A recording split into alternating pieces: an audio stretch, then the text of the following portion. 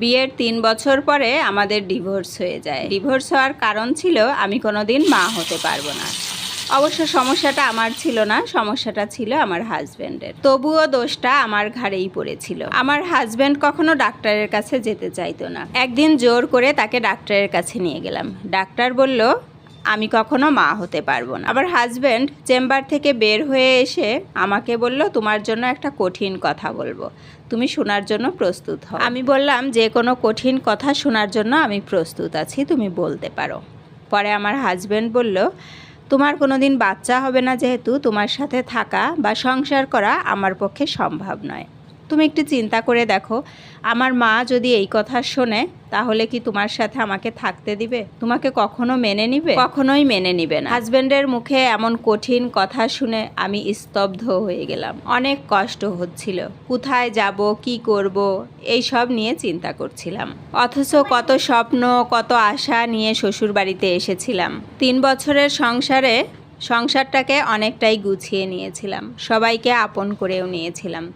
কিন্তু হঠাৎ করে যে এইরকম একটা পরিস্থিতি হবে অথবা আমি কোনোদিন মা হতে পারবো না, এটা তো আমি কখনো বুঝতেই পারিনি। আর বিয়ের আগে যদি আমি জানতে পারতাম যে আমি কোনোদিন মা হতে পারবো না, তাহলে তো আমি বিয়েই করতাম না। কারোর সাজানো গুছানো সংসার যদি ভেঙে চুরমার হয়ে যায় তাহলে কীরকম লাগে সেটা আমি আপনাদেরকে বলে বোঝাতে পারবো না। আমার শ্বশুরবাড়ি থেকে ডাক্তারখানাটা অনেকটা বেশি দূরে ছিল না, যাওয়ার সময় আমরা হেঁটেই গিয়েছিলাম। কিন্তু ডাক্তারখানা থেকে যখন ফিরবো তখন আর হেঁটে আসার কোনো এনার্জিই পাচ্ছিলাম না। আমার নিজেকে খুব অসহায় লাগছিল। শাশুড়ি মা কী বলবেন তাও ভাবছিলাম। পরক্ষণেই ভাবলাম হাজব্যান্ডের মুখে মুখে তর্ক না করে বাড়িতে ফিরে যাই। বাড়ি ফিরে গেলে হয়তো সব কিছু ঠিক হয়ে যাবে। বাড়ি ফিরে আসার সাথে সাথেই আমার হাজব্যান্ড আমার শাশুড়ি মাকে সব কথা বলে দিল। আমার শাশুড়ি মা সব কথা শুনে তিনি আমাকে 2টা কথা বলেছিলেন। প্রথমত, তার ছেলেকে ডিভোর্স দিতে হবে, দ্বিতীয়ত আরও 3 মাসের জন্য তাদের বাড়িতে থাকতে হবে। শাশুড়ি মায়ের কথা, আমার ছেলে মানে আমার হাজব্যান্ড যেহেতু তোমার সাথে 3 বছর সংসার করেছে, তোমার প্রতি তার একটা দায়িত্ব কর্তব্য আছে। এই জন্য 3 মাস আমাকে বাড়িতে রেখে তার জন্য মেয়ে খুঁজানো হবে, এটাই ঠিক করে। আমাকে মেয়ে খুঁজানোর জন্য 3 মাস রেখে দেওয়া হবে। এ কথা শুনে আমি চমকে উঠলাম। একজন নারী আরেকজন নারীর উপর কি করে এতটা নির্মম হতে পারে আমি সেটাই ভাবতে পারছিলাম না। এই বাড়িতে আমার আর এক বিন্দুও থাকতে ভালো লাগছিল না। কান্না মাখা গলায় আমি বললাম আমি চলে যাচ্ছি, আমি থাকবো না তোমাদের এ বাড়িতে, আর আমাকে নিয়ে তোমাদের আর মিছে মিছে চিন্তা করতে হবে না। এ কথা শুনে আমার শাশুড়ি আমার হাজব্যান্ডকে বলল ও যেহেতু চলে যেতে চাচ্ছে ওকে চলে যেতে দে, তাহলে মুখে মুখে ওকে 3 তালাক দিয়ে দে, তাহলেই তো সব কিছু ঢিসমস হয়ে যাবে। এই কথা শুনে আমার হাজব্যান্ড আমাকে মুখে মুখে 3 তালাক দিয়ে দিল। হাজব্যান্ডের মুখে এমন কথা শুনে কষ্টে আমার বুকটা ফেটে যাচ্ছিল। হাউমাউ করে কান্না শুরু করে দিলাম, কিন্তু আমার এই কান্নায় কি তাদের কিছু এসে যায়? এরপরে বের হয়ে পড়লাম, বাবার বাড়িতে এসে উঠলাম। আমার বাবা নেই, ভাই বোনও কেউ নেই, মা বাড়িতে একাই থাকেন। বাড়িতে আসতে আসতে বেশ খানিকটা রাত হয়ে গেল। মা দরজা খুলে বললেন কিরে তোকে এমন দেখাচ্ছে কেন, একেবারে পাগল পাগল লাগছে তোকে। আমার মা জিজ্ঞেস করলো কি হয়েছে তোর? আমি বললাম কিছুই হয়নি।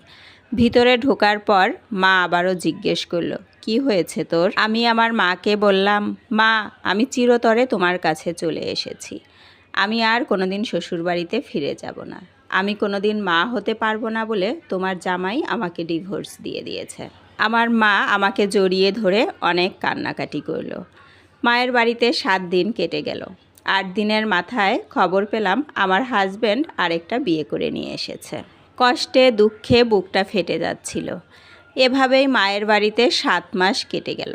একদিন আমার খালার বাড়িতে বেড়াতে গেলাম। আমার খালাতো ভাই নাকি অনেক আগে থেকেই আমাকে পছন্দ করত, কিন্তু কখনো বলার সাহস হয়নি। আমার খালা আমার মায়ের কাছে প্রস্তাব দিল, তো সেই প্রস্তাবে আমি আর না করিনি, রাজি হয়ে গেলাম। খালার সংসারে আমার দিনগুলো বেশ ভালোই কাটছিল।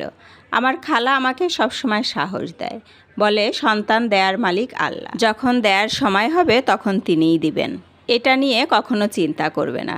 আমার বিয়ের 2 বছর পরে আমি জানতে পারলাম আমি মা হতে চলেছি। শুনে খুব আনন্দ হচ্ছিল। আমার হাজব্যান্ডও আনন্দে আমাকে ঘুরতে নিয়ে গেল। আমরা যখন ঘুরতে গেলাম তখন দেখি আমার প্রাক্তন হাজব্যান্ড আর তার ওয়াইফ একটা ক্লিনিক থেকে বের হচ্ছে। আমার খুব জানতে ইচ্ছা হচ্ছিল তারা কেন এই ক্লিনিকে এসেছে। তো আমি ক্লিনিকের মধ্যে ঢুকে পড়লাম।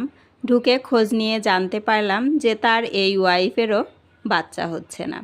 তা আমার খুব জানতে ইচ্ছা হচ্ছে যে আমার শাশুড়ি মা এখনও কি এই মেয়েটাকে আমার মতো ডিভোর্স দেয়াবেন, নাকি নিজের ছেলের কথা চিন্তা করবেন, নাকি বলবেন যে তুমি থেকে যাও, আমার বাচ্চার দরকার নাই। বাচ্চা দেয়ার মালিক আল্লাহ, যখন সময় হবে তখন তিনি বাচ্চা দিবেন। আল্লাহ কখনো অন্যায় সহ্য করেন না।